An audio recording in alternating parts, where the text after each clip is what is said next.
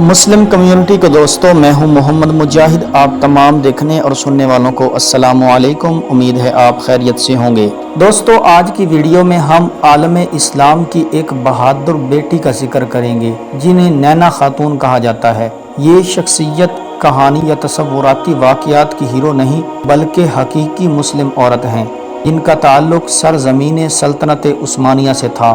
وہ عورت جس سے ہم تو شاید ناواقف ہیں لیکن روسی اسے آج تک اچھی طرح جانتے ہیں، جو مملکت عثمانیہ کے علاقہ ارض روم کے ایک محلے میں رہتی تھی جو کہ العزیزیہ کے نام سے معروف تھا۔ یہ محلہ ایک اہم قلعہ کے قریب واقع تھا جو شہر روسی افواج کا مقابلہ کر رہا تھا۔ نومبر 1877 کو روسی افواج نے العزیزیہ قلعہ پر قبضہ کر لیا۔ نینا خاتون کا ایک بھائی جس کا نام حسن تھا اس شام شدید زخموں کی تاب نہ لا کر دم توڑ گیا، اور صبح جب نینا تک قلعہ پر روسیوں کے قبضے کی خبر پہنچی تو اس نے اپنے فوت شدہ بھائی کے چہرے کا بوسہ لیا اور قسم کھائی کہ اس کی موت کا انتقام لے گی یا پھر جنت میں اس سے جا ملے گی۔ نینا خاتون نے پیچھے گھر میں اپنی 3 سالہ بیٹی اس حال میں چھوڑی کہ اس کی آنکھوں سے بہنے والے آنسو اپنی بیٹی کے آنسوؤں کے ساتھ مل رہے تھے، اور اہلیان شہر سے جا ملی جنہوں نے اپنے دین اور سرزمین کے تحفظ اور مجاہدین کے خون کا انتقام لینے کے لیے زندگی کی آخری رمق تک جنگ لڑنے کا فیصلہ کیا تھا۔ اس کے پاس اس کے فوت شدہ بھائی کی بندوق اور اس کے ساتھ ایک چھوٹی کلہاڑی تھی۔ باوجود یہ کہ یہ حملے عثمانی عام شہریوں کی جانب سے ہو رہے تھے جن میں اکثریت عورتوں اور بوڑھوں کی تھی اور جو کلہاڑیوں اور زرعی آلات سے مسلح تھے، مگر روسی فوج کی آنکھوں میں وہ دنیا کی طاقتور ترین فوج تھے۔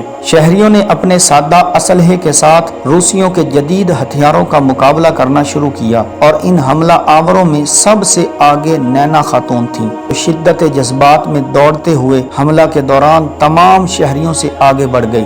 اس کے پاس محض بندوق اور کلہاڑی تھی، لیکن وہ جانتی تھی کہ اس ظلم اور قابضین کے خلاف جنگ میں اللہ رب العزت ان کے ساتھ ہے۔ روسی فوجیوں کے دل لرز رہے تھے کیونکہ ان کا مقابلہ کسی آرمی یا بھاری ہتھیاروں کے ساتھ نہیں تھا بلکہ ان کا مقابلہ پہاڑ جیسے بلند اور فولاد جیسے مضبوط دلوں کے ساتھ تھا۔ جنگ شروع ہوئی اور سینکڑوں عثمانی شہری روسیوں کی گولیوں سے شہید ہوئے، لیکن ان نہتے شہریوں کی مزاحمت جاری رہی۔ وہ قلعہ کے فولادی دروازے توڑ کر اس میں داخل ہونے میں کامیاب ہو گئے۔ یہ جنگ جو محض ہاتھوں، کلہاڑیوں اور چھریوں سے چل رہی تھی، اس کے نتیجے میں 2000 کے لگ بھگ روسی فوجی ہلاک ہوئے اور باقی روسی فوجی بھاگ جانے میں کامیاب ہوئے۔ جنگ کے بعد جب نینا خاتون کو پایا گیا تو وہ زخمی اور بے ہوش تھیں۔ اس کے دونوں ہاتھ خون میں رنگین تھے، لیکن اس کے باوجود اس نے غلیل کو مضبوطی سے تھام رکھا تھا، اور نینا خاتون تمام مزاحمت کروں کے اعتراف کے مطابق ان سب سے زیادہ دلیر تھیں۔ اس طرح وہ شجاعت و دلیری کی علامت بن گئیں، صرف سرزمین مملکت عثمانیہ ہی نہیں بلکہ تمام روس اور دنیا بھر میں مسلمانوں کی آنکھوں کا تارا بن گئیں۔ 1952 کے اندر امریکی جنرل نے ترکی کا دورہ کیا تو نینا خاتون سے ملنے کی خواہش پر اصرار کیا، اور اس نے جب نینا خاتون سے سوال کیا کہ کیا کسی نئی جنگ چھڑنے کی صورت میں اس میں شرکت کے لیے تیار ہیں، تو اس نے جواب دیا، ہاں بالکل، میں اس میں شریک ہونے کے لیے تیار ہوں۔ نینا خاتون ام الجیش الثالث کے نام سے مشہور ہوئیں اور ام الامہات کا لقب پایا۔ 1955 میں نینا خاتون کا انتقال ہوا۔